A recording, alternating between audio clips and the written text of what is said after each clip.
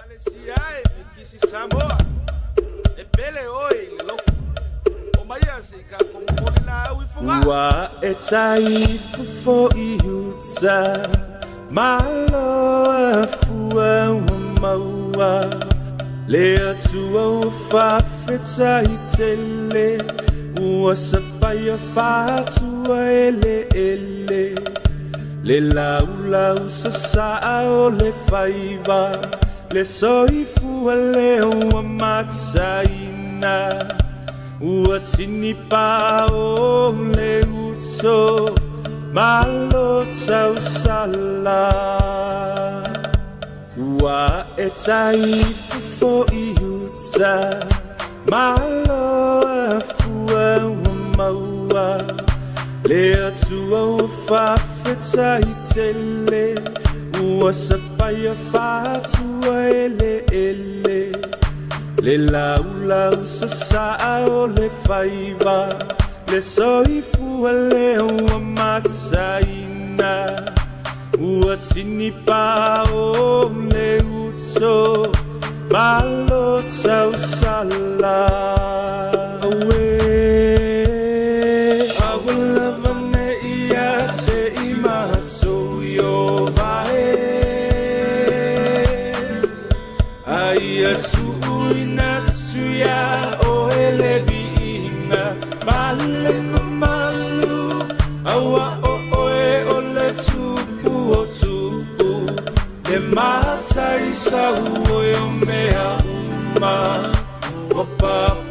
So I limit to TC if I'm a new yama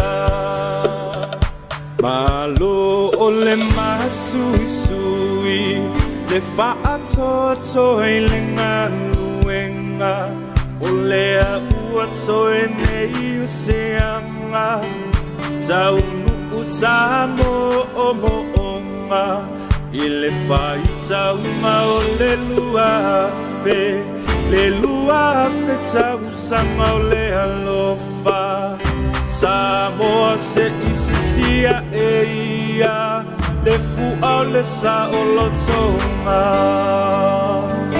Alo ole masui Le fa'ato toilenga luenga Ole a ua toenei useanga Tau utamo omoonga Ile faita uma ole luafe Le luafe tau sanga ole alofa Samoa se isisia eia Le fua ole sa olotonga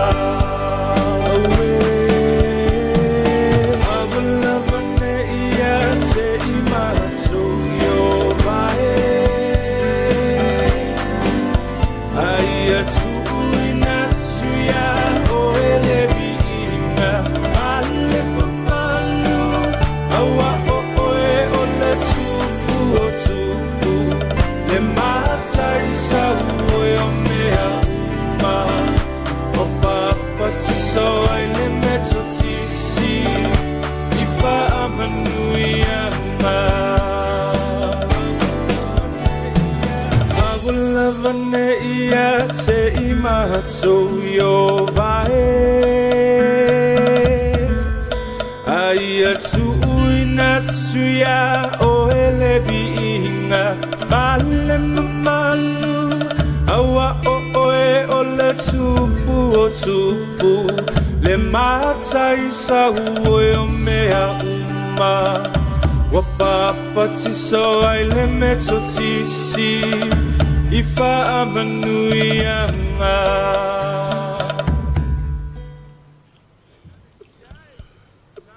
Ialeli Iale tua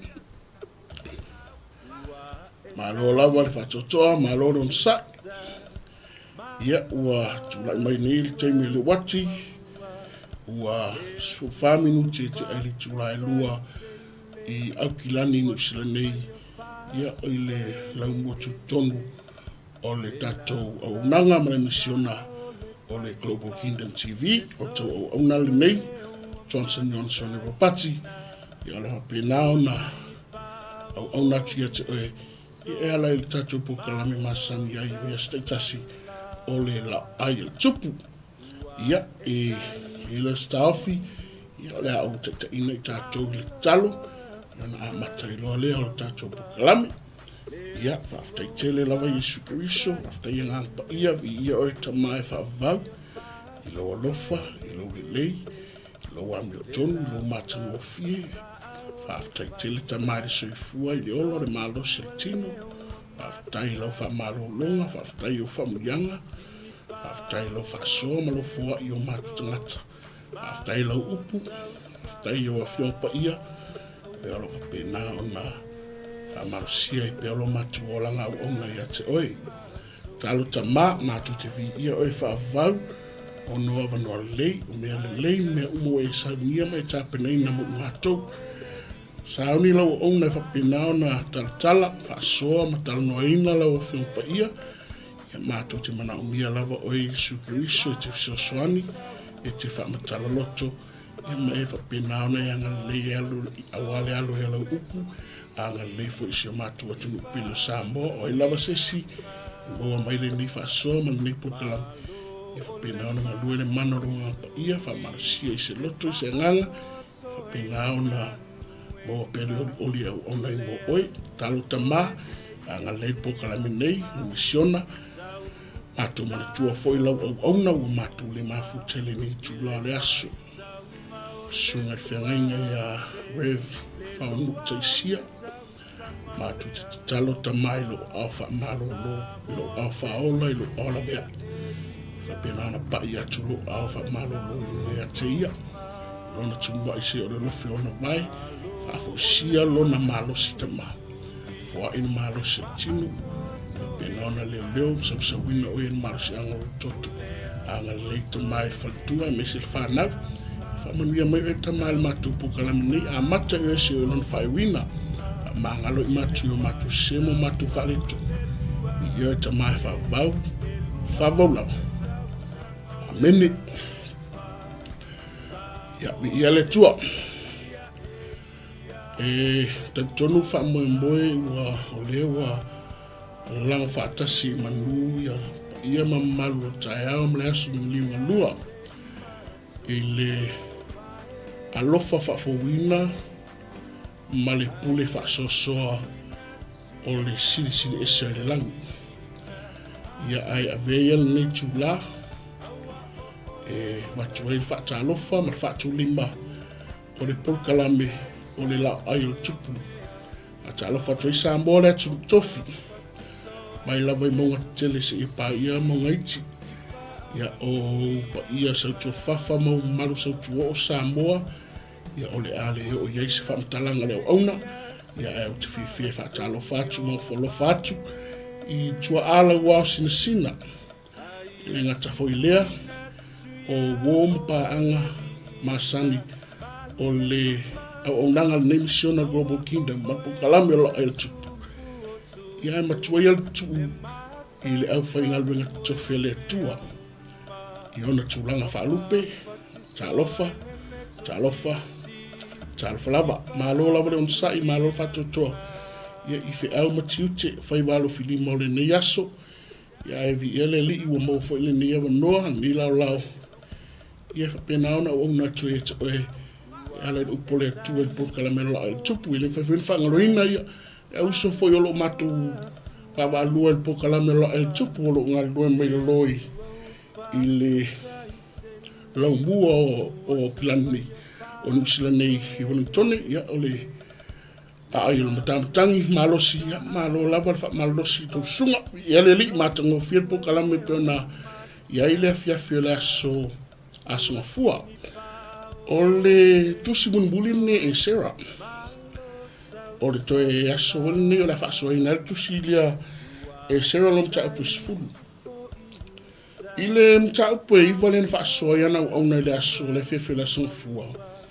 O ia o atangia mai eile a wenga a le tamaleo e Sarah. O ia o tangi lotu ai ma tangi talatala i e Sarah i lumo le tua. Ina ua maua e Sarah te tala e winga I tangata o le tawhianga I Jerusalema. Whai mai lili potile na o mea e sera. Ua tala ngafa I le tangata o le nuku o le atua, tangata o le tawhianga. Ma tangata ma fini o nu ese.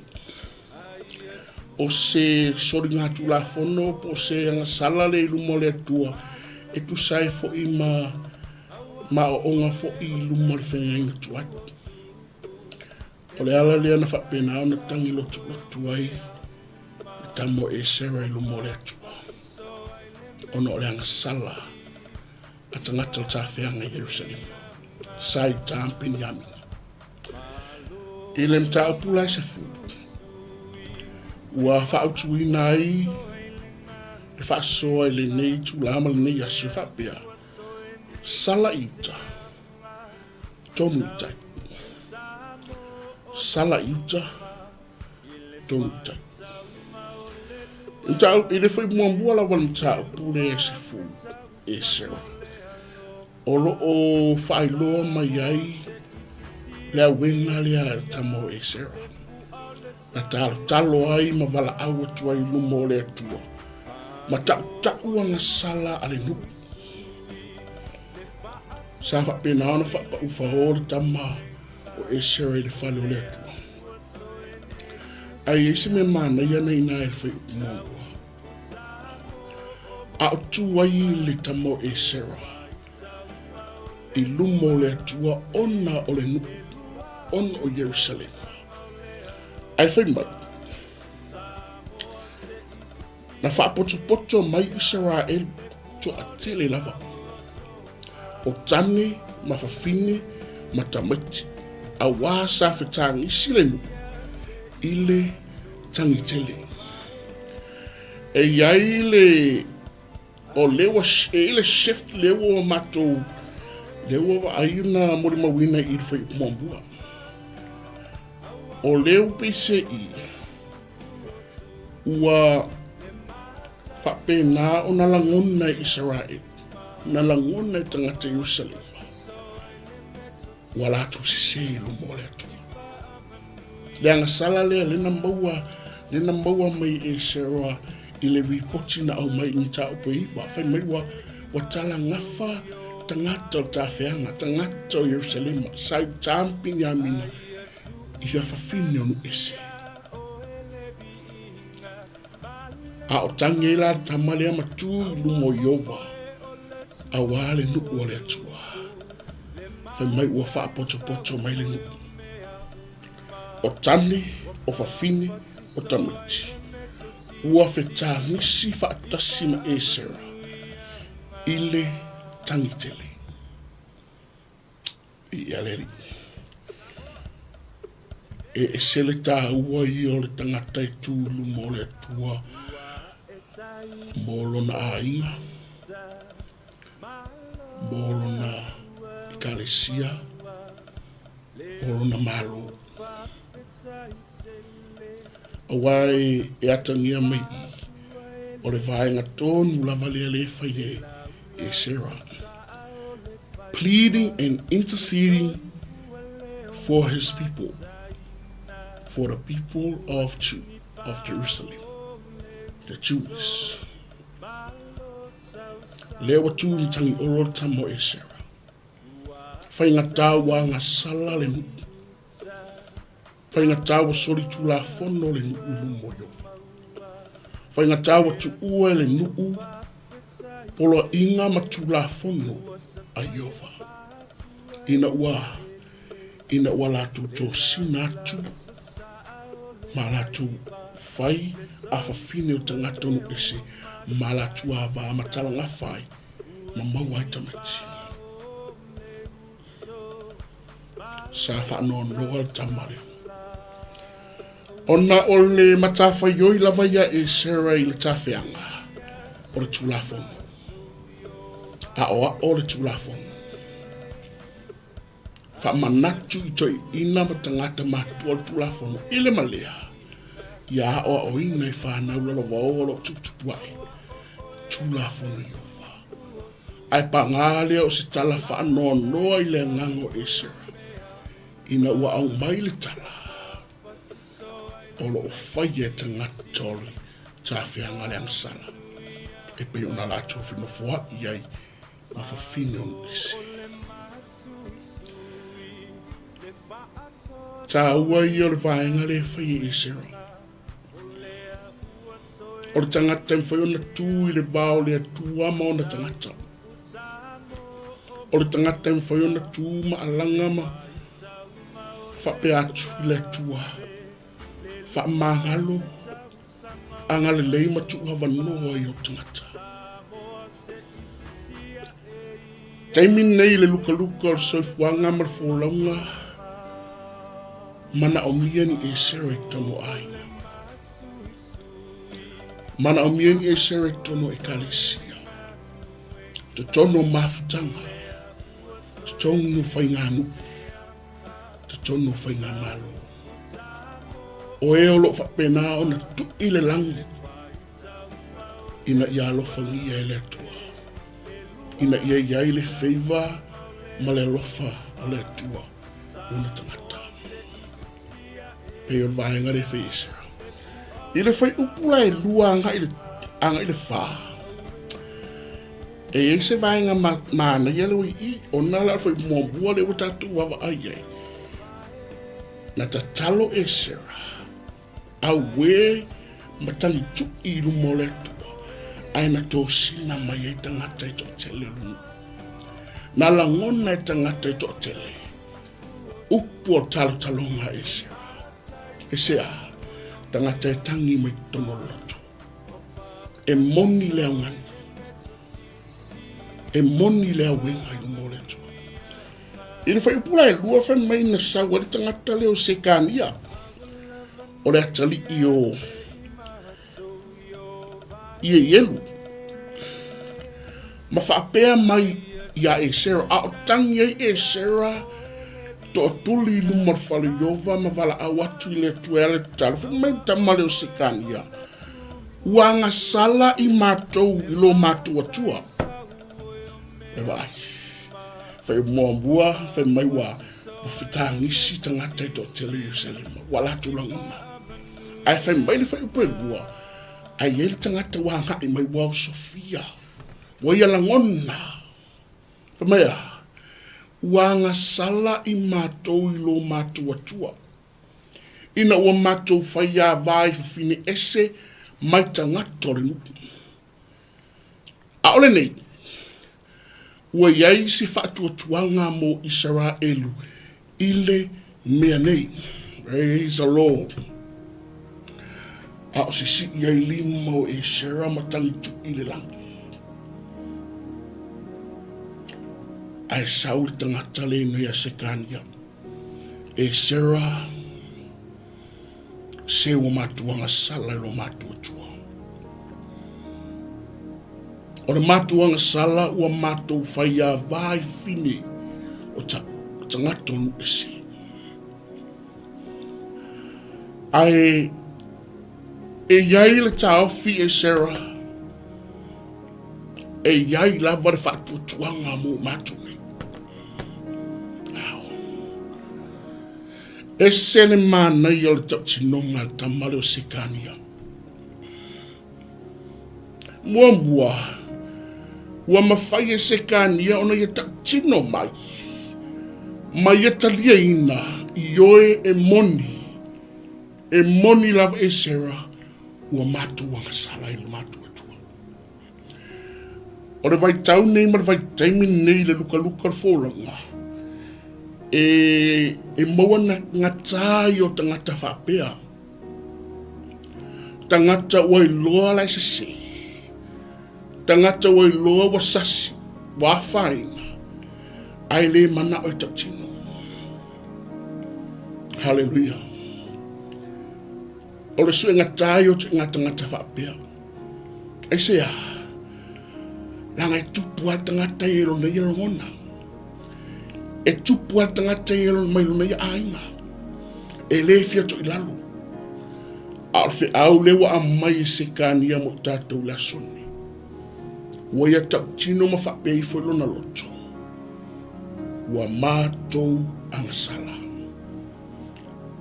It is very important for us to admit when we are sin. When we commit sin in the front of God, we must confess. We must admit. Let us confess. O le mea lo fai ki tamaleo se kania ua tautino.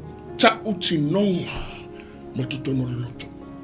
E mauanga tātanga ta whapea me yona pō. Ai whawhetai le whiaule wa amai e se kania. Wa whate I ai le tamo e sera. Wa mātuanga sala. He admitted and he confessed. Toi whahali mai malanga sala. Ele ina tia lang sala. Ale wa whahali me se kania la tonga sala. O le mātuanga sala. Ua mātou whaia vai whawhine ese. Mai tangata re nuku. E wa admit. O le tā ua I le soifuanga me ma le olanga me. A whai wa tātou I loa, wa tātou a whaina. Wa tātou se, wa tātou whaaletu. Tā ua o tātou whape atu, o tātou roto.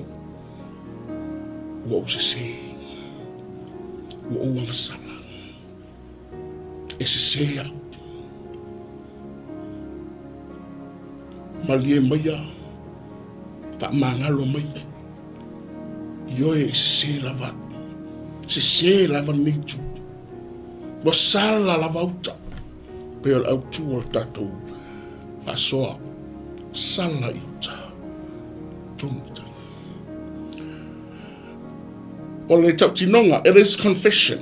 Ai I le whai unga lava le tautinonga na le whai I le laina mulimuli o le whai upule lua le tisila mai ele. Le whai mai e maritala tamalea.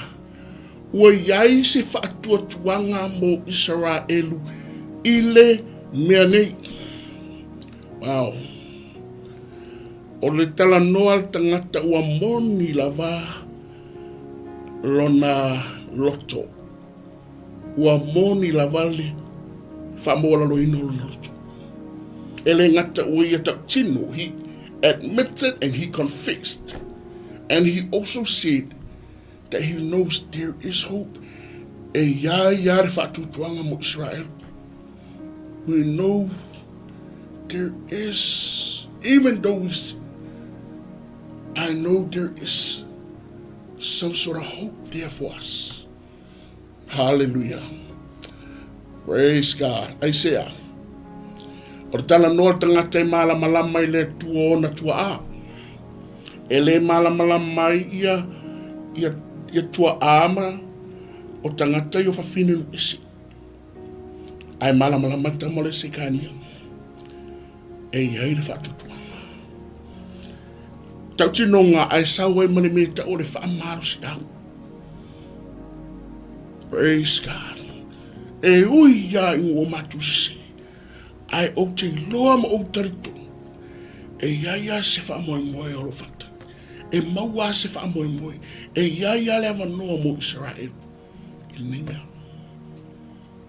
O le musumusunga le se kania ia e se. I le whai upato. Whai upato rula le whai mailo matamai. Leu whai lo mai se kania e ia le whaamoe. E ia le whaatutuanga mo Israel. E whai mai le whai upato. O le nei. Ia tātou o sia le whenga ngā malo tātou atua. Ia tātou au I nā atua awa uma. Ma e ua whananau mai a te klato. E tusa ma le pule a oe lo wali. Ma e ua matatau I le polo a inga a lo tātou atua. Ma ia whaia e tusa ma le tulafono. Lea ua sau le tamale o sekania. Ma au mai le awala na te tali tonu ina. Ma yo ina e maua e le whaatutuanga po le whaamoe ola. Mo Israelu, Jerusalem, Masai Italia, lea ua nofo I lalo mta o polang sala ono wa wala tau whaia vai whini isi. E wha mea, o si le whengainga.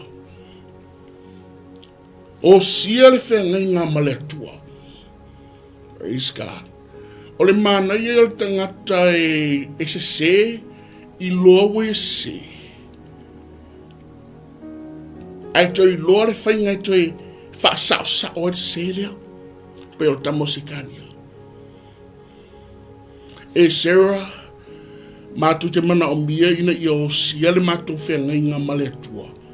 Ma ia whapena o na whate se ina tuia, ia āvāia, ma e ua whananau mai. I lalo o le pule anga e Sarah. Ma e ua mātatau i le polo inga mai a Iova. E tusa ma tū la fono wha mau mau a Israelu ma le malo le a Israel. Hallelujah. Ele 𝚟𝚑𝚙𝚢𝚛 lum ta upe fitu. Olo o mata te tele mai ele tu la fono le. Awa e te osi se whenga inga mai lato le tua le ia Israel. Awa fo ia te alofa ia te lato. Awa le whetai ia inga wha mai lato. Awa le awatulo wa fafine malona tali. Awa fo ine e au mai alona fafine. Malou ata li manino al tu la fono le i 𝚟𝚑𝚙𝚢𝚛 lum ta upe fitu. Le ala wa sauli tamaro se kania fa pe mai. O le awala le matu te o te talitonu e ia ile fa tutuanga ma le fa mo o la mo Israel. Mo matu ni wansala. O si al whengainga. O si whengainga ma le tua. O a mai lo whengainga ma le tua. O a mai lo whengainga o si e lu mo le tua. E le tue mana o miona tue whafowina le whengainga ma le tua. E le mana o miona tue siaki ma tue asiasi ma tue ilo ma vavaai. Po wa mai sa tu whengainga ma le tua. Langa o lewa sau se kania ma le awala na te talitonu wina. E mbawa le wha moe ma le wha tutuanga mo Israel. O si le whengainga ma le tua. O le malilienga. Fai se malilienga o le tua. Ma tangata o ta whenga le wanga sala. Ona mta upuya vaisi. Fai mai matamaria. Ma ia whaate e se ina tulo, awe e se ina tua wā, ma e ua whanau matu. I lalo le pule la lea, po te taita inga tamale e Sarah. O le whautuanga ma le whaamaru si au lewa ave e se kania ia e Sarah. Wi ia le li. Whaafitai le tua. O le matango fie ia o le tangio e Sarah i lumo le tua. Ai wa ia tangata le au tau le wasaungi e le tua. E whapena o na whaamaru si au ia e Sarah. E pe o na i ele tau le ale o se kania. A o tangia tuai e Sarah i lumo le tua e sau se kania. Au mai se tala matango fie, ma se tala le lei le whaalungo e Sarah. Mato wanga sala. Ai, mato te manongi o na o si whea inga ma le tua. Ave sa tuia fine ia mo mai o whanau mai alatu. E tusa male ha o mai al tula fono na ta upule fitu o tu se 𝚟𝚑𝚙𝚢𝚛. Praise God. Mana o mia se kania fo. Praise the Lord. E mana o mia fo ni se kania i tutunu tatu ainga. Praise God. O tangata la tu te loa le me se, ma la tu loa le me tonu whai. Praise God. Langa e alis tangata i loa le me se, ai le loa le me tonu whai. E alis tangata i loa le me se, ai le mana oi whai lo se. Ai ala se kan ia lewa fisosoani mai ma wha amaru si au ia ese. Praise God. Mana o mia ni se kan i tono e kalesia. O tangata i tala noa mai le whaamarusi. O tangata i tala noa mai e iai le whatutuanga e ele fa mamola mana o mien sikani tunu o fainganu mana o mien sikani tunu o fainga malo e tala noa mai e malo sele lotu e tala noa mai te lango naina e tala noa mai e mon yale tano. Praise God. Ni hallelujah. Langa ya e hele mele utupu. Wa apo e tangata Yerusalema, tangata tafianga, tangata nufifilia, ya le sala, ya vaya ole ato le sala. Praise God. E fa merita maya, o si fenga inga, ma ia fate te e sina, a au inatu. Praise God. Let us separate us from them. Na ole ato le sala. Elo ia se me ono o vai e se ina ma au e se ina il tatu savaringa o afati ai ma fai na tatu savaringa. Praise the Lord. Elo ia se vai ngai tona tula fo i matineia ma fa matia e pe ole fananga lea Israel. Leo fai mai se kania ave ese ava ole atolang sal ave eselang sal. E tusa martula fomo e tusa ma polo inga tupu e tusa marfina ngalo tupu ole atuale i eleli ia tatu tu eseina me mafa o mea vai o mea lo fa pena ona la matia ma fa la vele no feel tatu sabe e pe ona ngani el tamaro sekani fa melo la ir fa upo fa sekani ala vale ona upuya mai la fa upo lua tolu marfa inatu la ia awa wa ya te oele nei mea ma tu te fa tasi fo ma oe ia e fa malosi ma ia e fa ia. Praise God. A o vai ai matangi lotu ai mati ngā mawha noa no manu e sere lumo le tua ona o le angasala Israel Yerusalema saita ai whaatula e le tua tangata le sikania o le leo wha marusia. Praise God. Mana o mia yo tuinga leo le temi o le whaanoa. Le temi o le awhati o le whoronga. Pe ona i stamo i sera. Ko i whaangongoa i sera. Ona o laksana. Ai sau tangata le sikani e whamai. E sera i nātula ia. A wāua ia te oele nei mea. Mātu te whaatasi fo i ma oe. Ia e whaamalosi. Ma ia e whaia. Praise God. Ia e fisoswani mai e te o sia le whenga inga le mātou ma le atua i sera. Whaamalosi mai. Ia e whaia. Mātou te whaatasi ma oe. O le moni o tautala tamaru sikania. Praise God. E serta ua tangata whapei a inga. Mafutanga. Kalesia. Nuu malo. Tangata i tautala mai ai moni. Isa. Tonu. I tautala mai ai whamaru sikau. I tautala mai ai tau le masalo. Praise God. Whaamaru si au ia e sera. Mana ombia tele. Mana ombia, e peona mana ombia e sera se whaamaru si au ia tele. E whapena fu ona mana ombia e tak yo a inga, ia se leo whaamaru si au. Tak yo e kalesia, ia se leo whaamaru si au. Tak yo whainganu, ia se whautua, se apopua i whaamaru si au. Ai a tak yo whaingamaru. E mana ombia to inga whautua lea. Ngā leo le whaamaru si au. Tula ia. Rise up Israel. Mātu te whaatasi moe. Ia e whaamaru si ma ia e whaian me lea o lea. o sile mātou whenga inga male atua. Ma ia ave se ina atua vaya, ave se ina atua mwhamama i se atua, le anga sala lea ua no no tia ai le whanaunga Israel.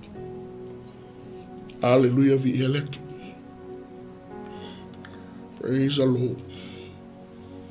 Salauta tonu tatu. Praise God. Awhai wa sala i el whanaunga Israel utawhianga. Le teimi utawhianga. A me le tonu ilo tatu. O mai tai wa te tauna tonu. Wa te tauna sao. Wa te tauna wha sao sao. Wha tonu tonu. Ma ia moni. Ma ia tonu masao. A wa sala iuta. O te taula ana tonu i tai. E ala ilea, o si ngā whenga i ngā male atua. O le mali lienga o ni vaenga stolua. Praise God. A tonolo e mai mua mai. Olo o luka luka. Lau whenga i ngā male atua. Olo o taua whatia. E fo launga i lau whenga i ngā male atua. E ar whenga i ngā malo ai. E ar whenga i ngā malo to'alua, te to'alua. A alfa marasi au leo mai se kania. A wha apeta te manao ia tonu i tai. O sir whenga i ngā. Ma ave ese ia. Ia ave ese rangsana. Praise the Lord. Toi o sir whenga i ngā. Tonu i tai. E ala i lea. Osi ngā whenga. I ele li. Whai upula e lima le. Alo la vlam sa. Whaman whai upula lima o tū lai ta male o e sera. Me wa ai la ia. E peo ni you fit tupu i fo ili. I tino ma nganga o e sera lea. Le leo wha amaru si au lea e ta male o e sikania. Whai mailo e sera i o si tau langa o sale wima Israel. Tau ia, tau tō mai. Iau tau tō mai. Ona tūla i leo tamareo e sera. Ona au tūa leo le ata. Ona tustusinga leo o e sera. Whamai wā. Walu le tamalea. Ma ua ia le ai se areto. Wale inu se vai. A wasa whanono o i ono le sala tawhia. I te ilo oe, na sa ili la vai ia e sera ilo mole atua. E lei wha apea na ave e seina ai le loto sa ili e sera. Ale na ana pongi, na ia wha alaina, na ia wha asataroina o ia mai le ai malein, ono lea. Ona ore mamafore ang sala tawhianga lea. Na sau ngai skamo e sera sau male upole, o tula fone sa wa. Ai sawe e tau solo mbua e la wali ia. O si tau langa. O sa le vi. Lea. O la wali ia i aling kau solo mbua o nga. O na soli le tula fono lea. O le avenga mafale lea isi. Ai whawhitai a sekan ia. Ua mawhai ona fusosrani ia esera. Ua tula ia i esera. Mai a whatau toina lo ali sili. O sa le vi. O mai. E iai le ngaluenga ni taungi whai. E tu sai ma le wha amaro si awa se kani. Praise the Lord. Ai le ima vai ai le sa ili ili. O e sera le tua. Ta ua i al vaenga lea. Pe tatu te fia fia e awan tatu sai. Pe tatu te wha nonoa sa ili le tua. Pe solo nga le lei sa ili. Pe luka luka, saili. E pe o tamo i sera. Hallelujah. Cha wara saili lele. Ele chao fia ile loto mle nganga saili ele i sera ilu mole tu. Onoi, ona o Israel. Pe ono fayatu. O tamare o lo tu fa pulupanga ilu mole tu ma Israel. He is standing in the gap, in the middle. For Israel. Haleluia. Moni o le lo falta male lo no. Fai po fitu. Le ala wa tala ia tu fa silanga. I uta me Yerusalem malawa tangatol tafianga. Ia poto mai Yerusalem le lau mua tu tonu o site o Utah. Poto mai. O le ale a fainga. Hallelujah. A o tatu selo, o tatu lo, tatu lo me fai. Ina ia fa sao. Mawai le fa tu puanga male, fa mo fo. Mo tatu. Mo Israel ula lea. Ia ni. Ia o mai uma Yerusalem tolu aso le ngalo kala ingale mga mianga. Ia o mai uma Yerusalem ila tolu aso. And within 3 days. Ona o maila ia o alii o te ina o tangata uma o wha poto mai. Mana wha malusia le tala inga lea. Ai se e wha tuai mai pe lea mana ia pe wha talinga tuli le polo inga lea. Mara wha sisilanga lea. Ia wha toina na oloa uma. Ma ia wha pena ona wawai e se ina o ia maile wha potonga o le tawhianga. Hallelujah. Mana tuo tangata o tawhianga le o mai ai o mai angasara. O tangata i o le ngafa matamo ese. Le walu le polo ai, tolu aso o tamutato i le lambua tutunu. I le tolu aso. Ai se le amana ia, ma whatalinga tuli i le polo inga lea. Ia whapena ona, whatoina na olo uma, sis. Nongo winga ki le koe, o le a whapena ona, awe whamarusia o loa. Ki le koe anga wa ai. Le isau leo, le isau marusi.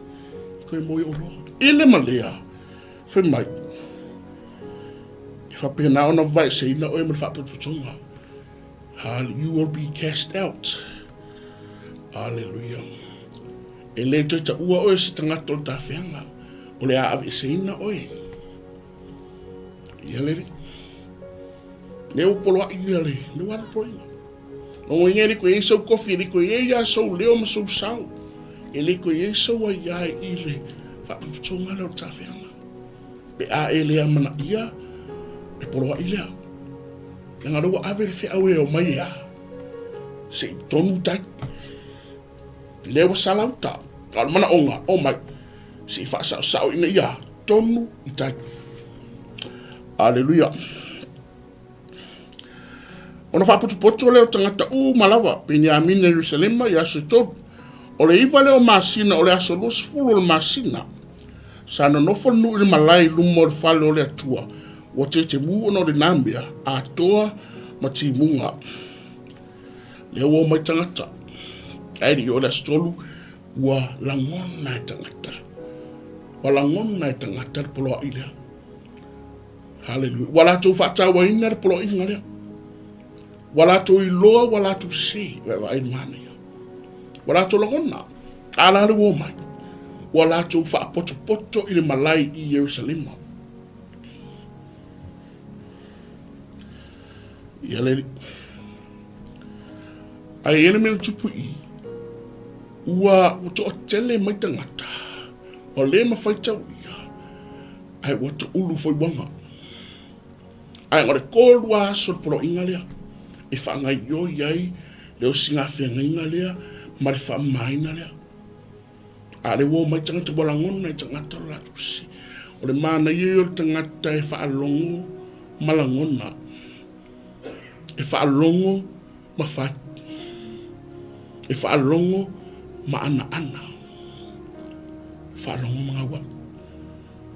Tolu aso o polo inga ale walofi me tangata i toti. O le ma whai tauria o tumu me tangata. O te mu ono le nā mea atoa ma timunga. O whaatumu liare malai Yerusalema. E o mai tangata. Maua loa male ava noa tangata sa tui me tangi olo. Le ala wo mai ma tangata ia. Tangata ia sa latou soli le tulafu. Sa latou soli ma le iloa. Faia ma le mautinoa. Le soli ngā tulafu. Le wo mai. Le wololofi mai. Wala tulangona la latou se. Maualo ma le mano e sera le sa tangi le atua. Mo tangata Israel. Tula ilo martamo e sera. Praise the Lord. Isi fo mo tau tia le lotoria e sera. I tala noa mai ia e atangia mai ia me fai e sera. O rona loto. Ia ola i le Hamilton. Tangata Israel. Ona tula ilo e sera. Leo si tau langa ufa pe atu ia ti lato. O tau uma wanga sala o tau. Nā ua o tau fai a vai fa fine ese. E fa o popo ai le anga sala a Israel pa vai. Praise God. Ole upo le lofa. E le alo. E le alo le tala noi le lofa. Ale utula itam. O ko uma ko wanga sala. O tau o tangata wanga sala. O tau soli tula fono ilu mole tu. Ina o tau fai a vai fa fine nu isi. Ma ua fa upopoina i langa sala i lungo Israel. Fai mai la i o tama, e seralia, e ua mawalo na vanoa si tala noa i lona nu. Au tala noa i le lofa. Ole nei, ia o tau tau atua o tau wanga sala ia Iova. Le atua o tau tama. Praise the Lord. O le atalea lena atangia mai le amatanga la volmata upu e tamalo se kania. O tangata anga sala ai tui tap tap. Anga sala ai loa tap chino. Confess. Confession. Admit and confess. Le alo fa ilo e seria Israel. Ia o tau tau atua o tau anga sala ia Iova. Le atua o tau tama. Praise the Lord. O le atua le alo se atua o anafi. E leo se nei o le atua o tatu o ngatu maua. O mawai atu fia o ngatu langa. Le anga whakaakia tu la fono i e luma le tau no mila mtau pefitu. A o le o tau soli i tu se isera. Efe mai ata, tu la ila i luma Iova ma tap tap. Te lo take away le i vaenga lea. Confess. Praise the Lord. Sao ni la moe confess. Sao ni la profetanga i confess. Tap tap tap chino. Nang ele marsi angol tap chino. Pero no muli mau le apostolo Paulo tu se Roma. I mau le ola. E fe mai se kania o te loa i ale fa tutuanga i ale fa mo ola. Hallelujah. E fe mai tap confess, tap o tatuanga sala. Praise the Lord. Confess. Ai disi vai ngata wana ina. Tau o tau sang sala. Whaialo whingalo ma ia o tau vai ese tangata nuku ma whine ese. Praise the Lord. Ele action ngai ngā. So not only we confess, ele ngata e tatu ti tau tau. Tau tino tatu ang sala. Ma ia tatu whaatino ina ma alo ese mai leang sala. Alia. Tau leang sala ilu mo Iova. Ma ave ese ina tangata ia. Ele fa pega ngor confess. Confess fight. Confess to fight. As my answer, confess fa mais. Confess. Ma alo isi, af isi. Finen isi yetal no electoral sala. Praise the Lord. So ele ngatala tatu tatu chino. Ma ia tatu fa chino ina ma tatu alo isi. ma ave ese inga, remove. Vai ese I tangata o le nuku mawhine ese. O mana o ngale alena ave e Sarah. Ia Israel. Langa lela, o le la au sia le whengainga. Langa o sala uta. O le whaingara lea, o au wala ia, ina ia tonu i tai. O le ala tani whaaputunga le to tele le wala lofi mai. Tō lua soe nga ave e le polo inga. Afi mea le, o na tani mai leo le whaaputunga umma, wala tau whaapea mai ma le leo tele, e pei ona e whetalai mai a ti mātou. E whaapea ona mātou whaia. E pei ona e whetalai mai a ti mātou. E whaapea ona mātou whaia. Hallelujah. Finally, they admitted and they confessed and they agreed that they have sinned. Wala tu se. Le wala tu talia. Le wala tu talia, le wala tu whapeatu. O mātou o tangatanga sala. Halawa me wala tu alanga ma leo tele, wala tu whapeatu ma leo tele. Wala tu agree, ta ua tu ang sala. Ile malea, ave ese fini. So ile ngatala tatu te confess. Ai tatu te action. Tatu te action inga. Action plan. Yeah, fatino ina, ave ese me mamafa. Hallelujah. Ave ese me vai. Olo pa pe naona. Fala vela no feel tatu mafta ngamletu. Yale. Ai ile to tele to nule no wala tu tali le fala. Wala tu langona wala tu sise. Aftai le taimilea malengal wenga mle onanga e Sarah. Wala ngona tanga tota feanga wala tu se. Ale wa le response le. Le tali mai tanga to wala lofi mai. Afa mo to tele nu, mo to tele taf ya itimunga.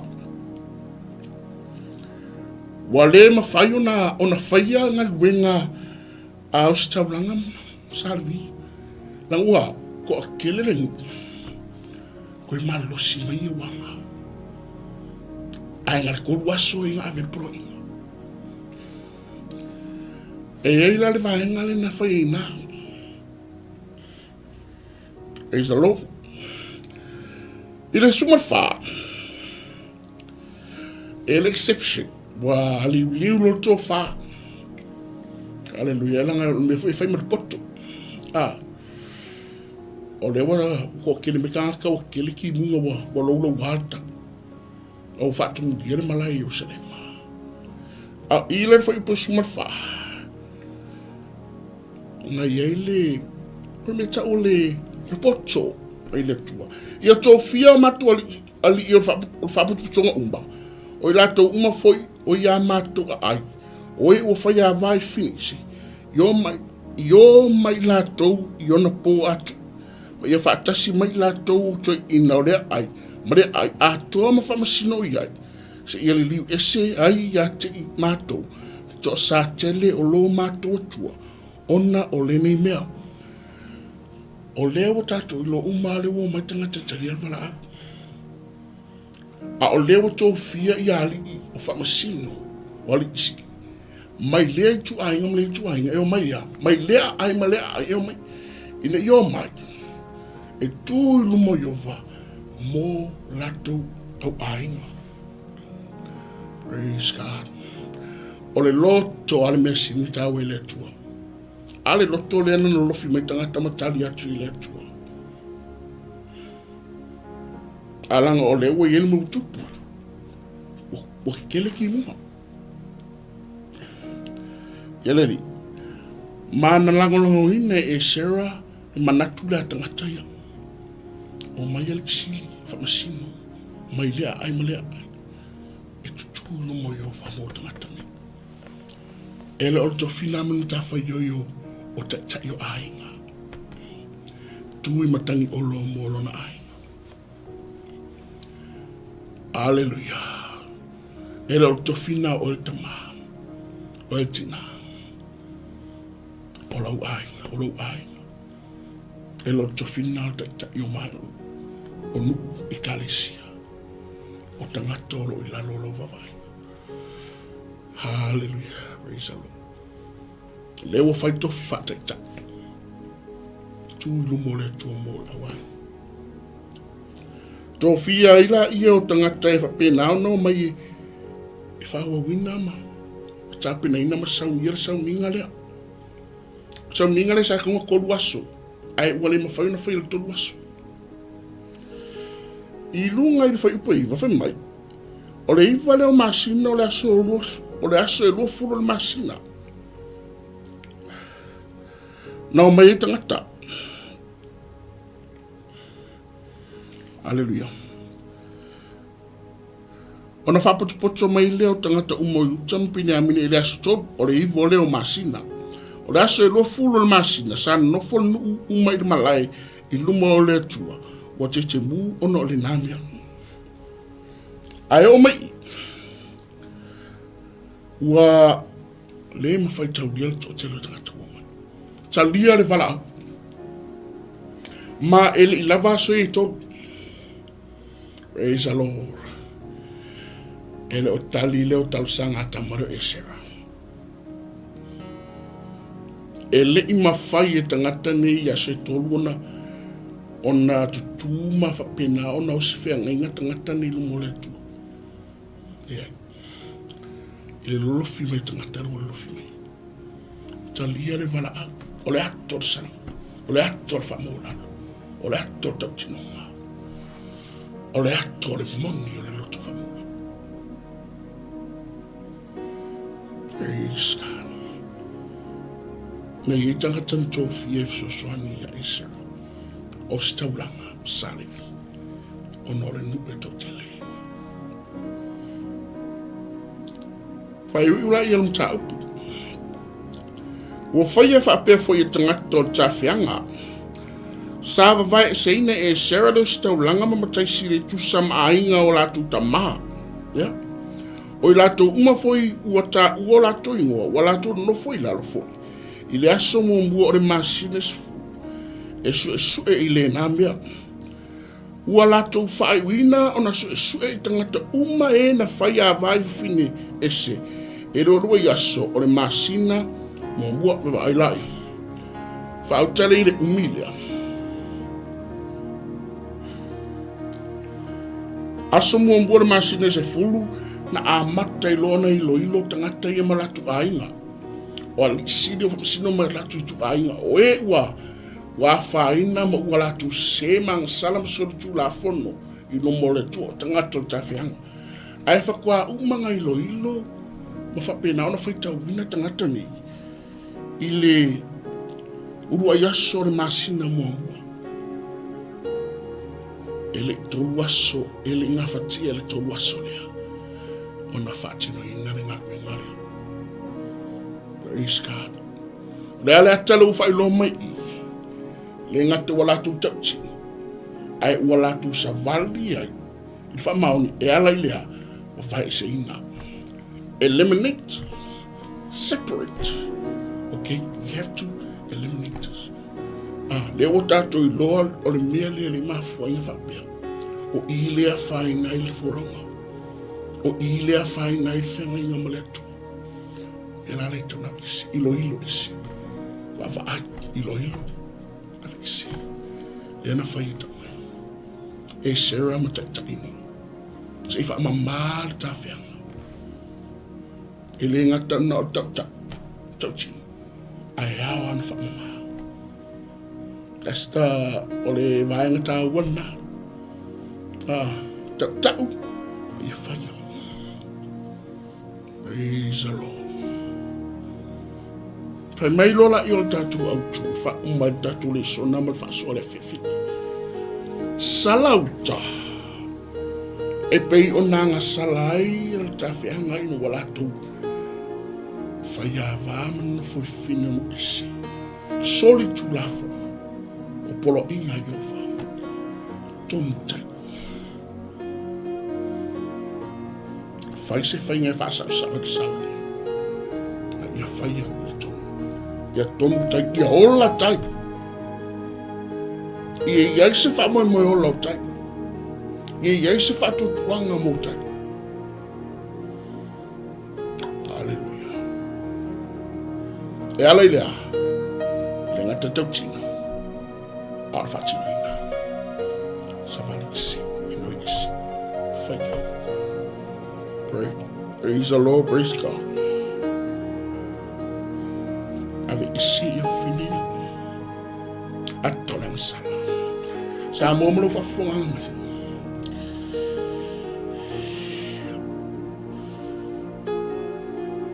ia I lava se mea lo tātou I loa lawe tātou o lo a whaine tātou kōra. O le loto ti ngā, o le loto I tau loto nei whamanga. O le loto vane. Tustu sini. Ngai, tofu mātangata mo mea o lo whapena o na whaalawe lawe ina whōranga msawaringa. E mana o mea o tātou tau o tātou whareto. Ma tātou whaia se whainga, tātou te mingo le se mai. E pei o le ata leo o tātou wawa ai, mai a 𝚟𝚒𝚍𝚎𝚘, ma tawhianga yusa. Praise the Lord. Ale risi, ole subvarunga I laru whawha, I olo ka oko I role risi lea I tangata na ilo ino mai le tu ainga. Al tala fa no ai le risi dia fa umai fa so e taula bua yo si taulanga o si taulanga le la ve il risi le o tangata na solu tula fono I no la tu fa ya wa filimus. Hallelujah. So mai matangata au salvi tanga tolo ngalu en manmat o staulanga salevi ile malea sawe mara o pisi o tangata ni o ngalu en lotua o lo ngafa mari o lo ngafa mari mal mangaru le tua Israel a le tau solomwa fata se matangata Israel lona winga ele ai se sina sao mai saua mai o se taulanga o salevi le au pepese tangata Israel umali se sina sao mai I le suki ngatu lafono ai o le tala fia ma se whaamungianga tāua tātou ti ave mai nimta wai loa ni tangata whaamualalo e ala I le latu ta watu o latu amasala o latu whaletu ma ua latu whaia le whainga ia whapena ona minoi I se ai mai le ansala inua whati I se ina pe vai se ina ia whenunu I se wala to minoi e tusa martu lafono wala to minoi e tusa ma fiompa ia le tua e tusa mare fina ngalo le tua e pe ona whaamawina I lunga I le tuta no mena tapa fitu e le whaiailangi manatu manilangona ai o tangata poto e whaalongo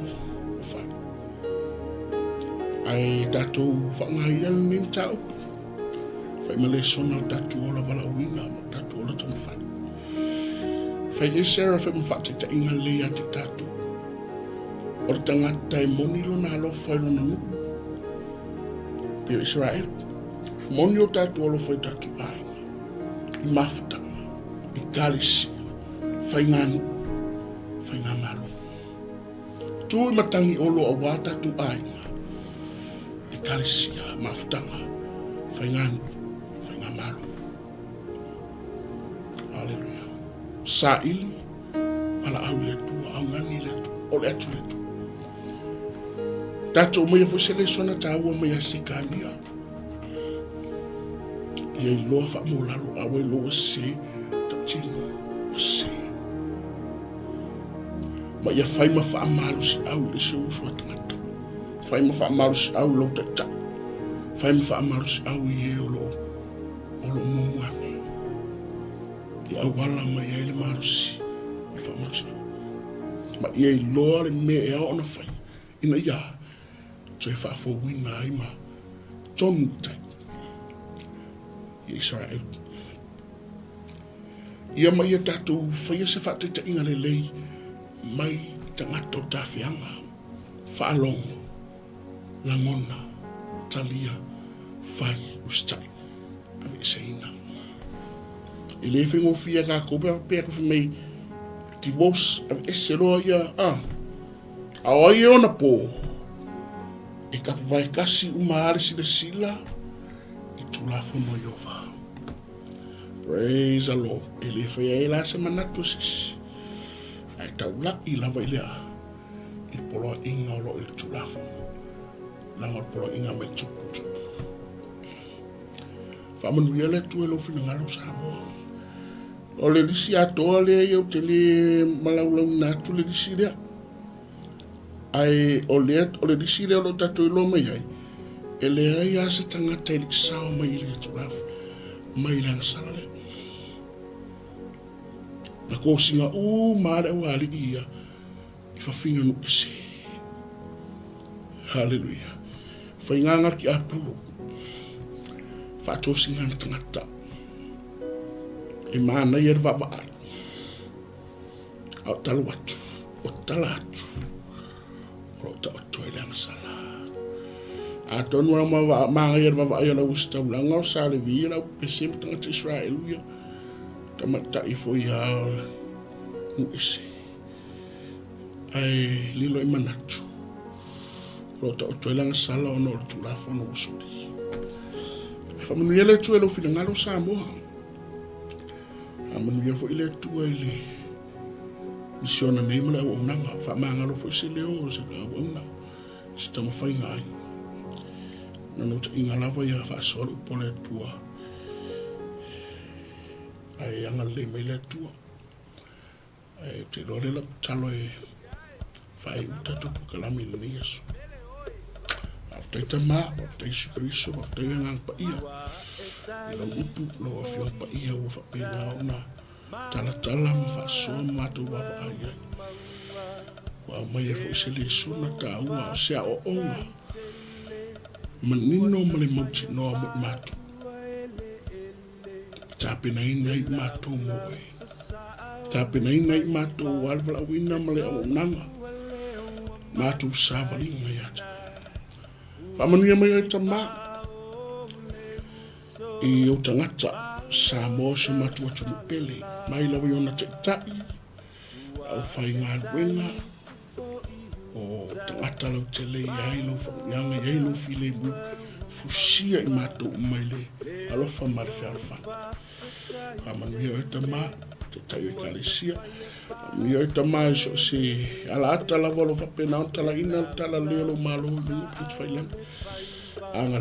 Anga le fo e tama I le misiona neima lau ona ngal Global Kingdom TV lau ona me whatua ia me se foi ona o ngal lue le misiona anga le fo e tama po kalamera Laoai A Le Tupu e whamanuia mai e ti mātou tu mau ia te oelevi inga whamanua le whanitanga ia ai tu mau whatau waa mau whamuianga rolo whatunu o runga ia te mātou ia e tama e whavau whamangalu I matu se ono lo sua fa Yesu Kristo.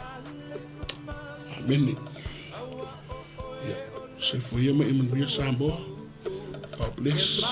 Bye.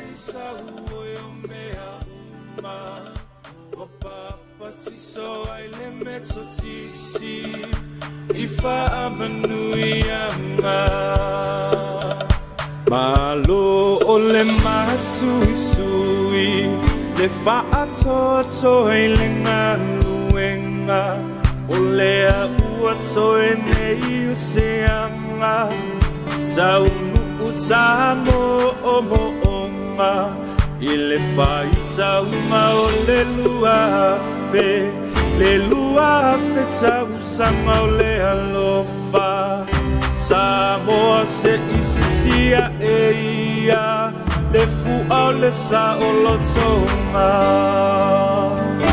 Alo o le masu isu soe le manuenga o lea ua soe nei o se anga sau o tamo o moonga i le fai sau o le luafe sau sanga o le alofa Samoa se isisia e ia le fua o le sa o lo songa